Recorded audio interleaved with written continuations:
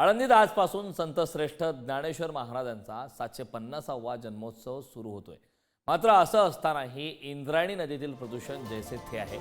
इंद्रायणी नदी पुन्हा एकदा फेसाळली। लाखो भाविकांचं श्रद्धास्थान असलेली इंद्रायणी सातत्याने प्रदूषणाच्या विळख्यात सापडते। परिसरांमधील कंपन्यांमधून केमिकलयुक्त पाणी नदीत सोडलं जाते। मात्र यावर काहीच निर्बंध घातले जात नसून सरकारकडून ठोस उपाययोजना केल्या जात नाही। त्यामुळे भाविकांनी तीव्र नाराजी व्यक्त केली।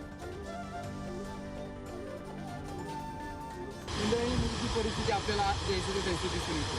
त्या इंद्रायणी नदीचं प्रदूषण दिसू नये याच्यासाठी एक लावण्याचा प्रयत्न चालू आहे। कुठल्या तरी प्रकारचं एक केमिकल आहे तेव्हा आता नगरपालिकेचा व्यक्ती तो पाणी काहीतरी केमिकल मारतो जेणेकरून ते फेस दिसानासा होतोय।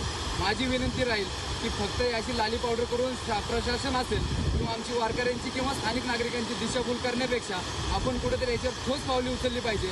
या गोष्टीला कारणीभूत घटकांवर आपण कारवाई केली पाहिजे। ही थांबवण्यासाठी काय उपाययोजना करता येईल यासाठी प्रयत्न केला पाहिजे। अशी जर दिशाभूल करण्याचा असाल येत्या काळात आमचा वारकरी असेल किंवा स्थानिक नागरिकांच्या रोषाला आपल्याला सामोरे जावं लागेल।